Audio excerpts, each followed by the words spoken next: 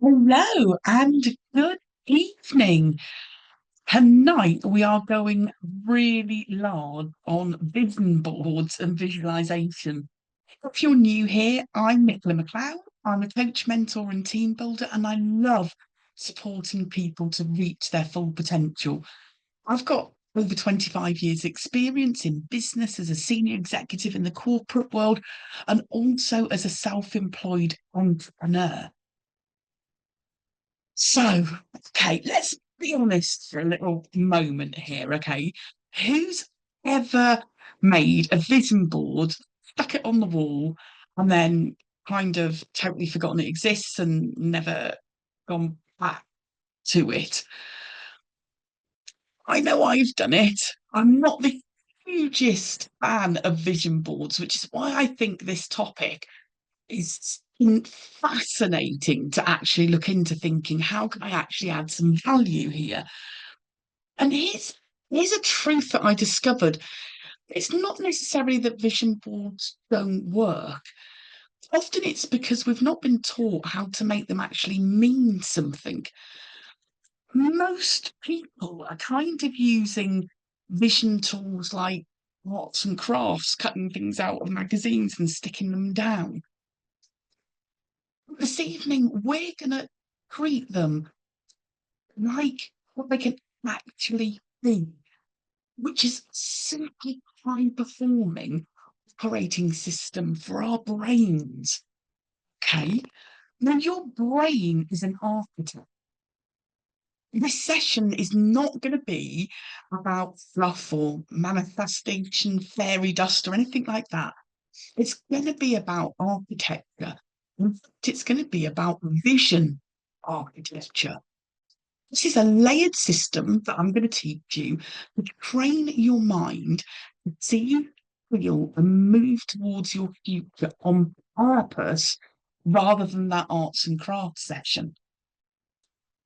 Now, I want you to imagine for a moment your future like that house that you're going to live in. But you've got to build this from scratch, you see. Not just decorate it and make it look and feel nice, but actually build it. In fact, for the rest of this session, I want you to think about building your dream life, like building an amazing tree house, okay? Stick with me. You can't just whisk it into being. You need to have a plan, you need to have tools, you need to have some action, right? Well, vision architecture, the framework, is like your step by step guide to building that tree house, otherwise known as future that you dream of, okay? So, what's involved in this? There's four levels that we're going to have a look at. The first one, identity blueprint, and then structural visioning, sensory anchoring, and activation routines. Each one of these serves a really specific psychological function. So it really helps your brain to get with the program. We're building a tree house, okay? Let's walk through each one of them step by step. So, level one, the identity blueprint. This has to be where everything starts. You can't visualize a life that you actually don't subconsciously believe that you deserve. So, we have to begin with your identity. Your identity. This is figuring out who you are and who you want to become. It's kind of like choosing the kind of tree house that you want. Is it big? Is it colourful? Is it a secret? Is it strong? Instead, you're going to ask, like, what kind of person do I want to be? What matters most to me? And this helps you to build something that really fits you, not anybody else. I want you to consider these questions, okay? There's only four of them, so don't panic. First one, who is the version of you that lives that life? future that you're actually looking for? Who is the version of you that lives that life? What does she believe about herself that you don't believe just yet? These are strong questions. What would she never settle for again? And finally, what's one belief did she have to adopt to get there? Now, I've already said we're not facing stuff here. We're stepping into character. Vision works when your brain can recognize who it is that you're building. Because whenever you go on a journey, you change, you grow, you develop. And if you're not able to answer some of these questions, press the pause button, spend some time deliberating them to figure out who it is that wants this future, because it's not the same person that you are right now. Let's move on to level 2, structural visioning. So next, we create some real, tangible snapshots of your future. It's kind of like moments that your brain can rehearse.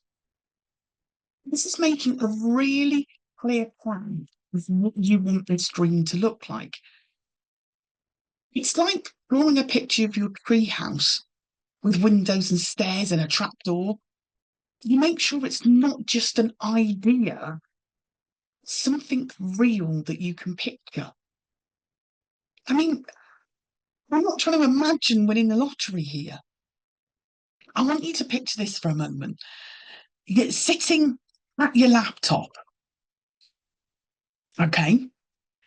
You see a message pop up from a dream client or a dream leader. You take a deep breath and say, yes, this is the work that I'm made for. Now, that's what I call structural visioning. Real micro moments that your brain can practice. And you might be sat there thinking, why would I waste the time with all of this rubbish? Thing is, your brain builds neutral familiarity. Your brain becomes less reactive and more confident. It thinks you've already done it. Now, why do you think that pro athletes use visualization so much, where they see themselves coming first on that finish line? It's not mystical, it's mental rehearsal so that your brain can get more comfortable with it. As I've said, less reactive, more confident. Now, this is a process of converting really abstract, emotional charged desires into some kind of structure, things that your brain can access really easily. I want you to think of it as designing scaffolding for your subconscious mind that it can follow. See, most people stop at, I want more freedom, or I want to feel more confident, or I want to earn more money.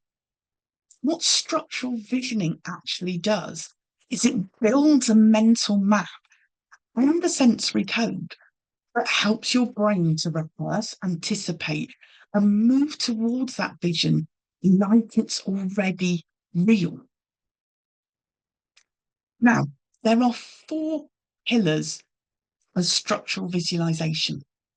We're going to go through each one in turn. The first one there, sensory encoding. What does this vision look like? What does it sound like? What does it smell like? What does it taste like? What does it feel like? Why would you want to go to that depth? Your brain processes imagined events using the same neural pathways as it does real ones. Right, so let's just take that one in for a second. Your brain can't distinguish from imagined and real events. It's the exact same part of your brain. Use scripting, like write it a visual paragraph in the present tense. Do this. I wake up in my sunlit room, my phone is silent, I smell fresh coffee, feel the weight of success in the quiet ease of my morning. Okay, maybe that's not poetic. Can you see where I'm talking about how the light is, what I can hear, what I can smell, what I can feel? That's what sensory encoding is taking your brain to the fact that you're already there. So the second one is time anchoring. When does this happen? What happens before or after it? Why does this work? And it's because the subconscious, it basically doesn't like fuzzy timelines. Anchoring creates a sequence that your brain can prepare for. So what we do is this thing called time layering. We place your vision onto a week, a month, or a year. By August 2025, I will walk into my first lead keynote speaking event. I'm going to feel calm, collected, and deeply proud. Really specific moment in time, not in 3 months' time. That doesn't work because in 3 months' time continues to be in 3 months' time. Even when we're 3 months later on, it never gets there. So by August 2025, whatever date works for you. Then we've got environmental embedding. What on earth is that about? Where am I? Who's with me? What's around me? Your brain is so bloody clever. It encodes memory and predictions in this weird spatial way. It boosts the realism, basically like the stickiness of your vision. We're going to do scene setting for this. Using that visualization, or guess what, a vision board to build your spaces of success. There's a vision wall in my office, photos of retreats, of clients, of thank you cards, a whiteboard with months blocked out. Something that you can really see every single solitary day that really dictates what your future is going to look like. And our fourth pillar, identity rehearsal. And I think this one's super powerful. How do I carry myself? What do I say? What do I wear? Or what do I believe as that version of me that's actually there? Identity really does shape behaviour. Practicing it before it arrives closes the gap between now and then. What can really help you to do this is the phrase I am, and then declaring something after it, or even role playing a visualization. I am the kind of woman that chooses discomfort over regret. I show up before I'm ready. Now, I might not feel like that today, but honestly, practicing being that kind of person will help me get there a lot better. And this is really different to faking it until you make it. It's not that, okay? I know I'm not there, but I want to know what it feels like to be there so I can move towards it. So I'm going to move on to level 3 now. Sensory anchoring. Now we're going to add another layer to this vision. We add emotion, sensation, and memory to it. Because a vision that is only in your mind is really, really easy to forget. This is about feeling your dream with your senses. What will it look like? What will it feel like? What would you hear when it's real? It's like imagining the wood under your hands, the wind in your hair, the sound of the birds as you sit in your treehouse. It helps your brain believe that it is possible. Now, if you choose to create vision board, or what I prefer to call a blueprint board. I clearly can't say it. Blueprint board. You don't just stick up a picture of a house or a beach or of whatever. You tag it with different things that are going to mean something to you. You tag it with a word like freedom or peace or fierce, smell, lavender, leather, rain, soundtrack, some song or a playlist make you feel something really special. A colour that absolutely lights you up, that makes you feel really different in that moment. And you're turning that image into an emotional anchor. So every time you see that image, you really feel it. And it's kind of like branding for your brain. Now, our fourth and final step is about action, the activation routine. The last bit of you bringing your vision through action. You need to bring this vision to life. You can't just have it on a board. You've got to bring it to life through action daily on purpose. The thing is, it's about doing really small things every day that are going to move you towards your dream. Just like you need to climb a ladder a little each day. This step helps you to actually take action. You make habits and routines to keep building. Even if it's just one nail at a time, it'll make a big difference over time. I'm going to share with you two daily micro habits, okay? The first one, the look, oh, the look and lock morning ritual. Each morning, I want you to choose one image that's on your board and ask yourself, how would she show up today? Just thinking about the person that's going to get that. If I was there, how will she show up today? And from that, pick a word that is going to totally embody your whole day.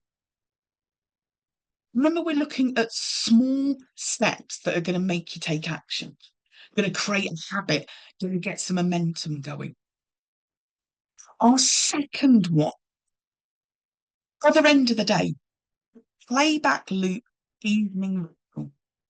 It's about taking a few minutes out and replaying one moment from your day where you stepped closer to that vision. One moment that day.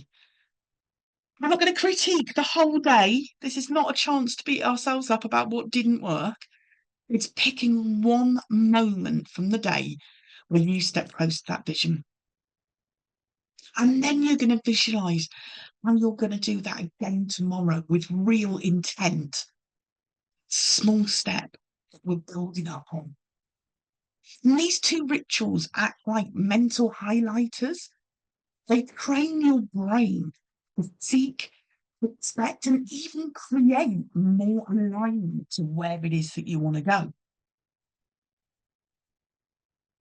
So this is what we've looked at. We've stopped looking at a vision board like a scrapbook. We've looked at how we can start using it as a strategy. Because if your brain is the architect of your future, then what version of you is building by default? And like everything that I take you through on these weekly sessions, this requires effort. You can't just dial in, listen to the session, go away, and think that that's another box ticked. You have to work incredibly hard at the little actions on a consistent daily basis to make a massive difference to you. Now, I've given you a template today. Got a free handout, the Vision Architect Method. You can use this to create your own layered version. It comes complete with identity, structure, senses, and rituals. And then in there, you can try the 7-day vision challenge. It's doing the look and look ritual every morning this week. One image, one question, one word, and then see what actually shifts. If anything that I've said tonight has given you a light bulb moment, I'd love you to drop it into the chat box. If you can, drop a word into the chat right now that describes how you would want to feel at the end of that 7 days.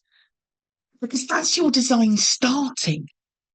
And you are the architect of your design. If you wanted the free Vision Architect map, all you need to do is drop me an email, nichola@beautyofsuccess.co.uk. Don't forget to pop an H in the Nichola, Nichola, beautyofsuccess.co.uk. Our next session is titled Stress Less and Achieve More. And I really hope you found this session useful.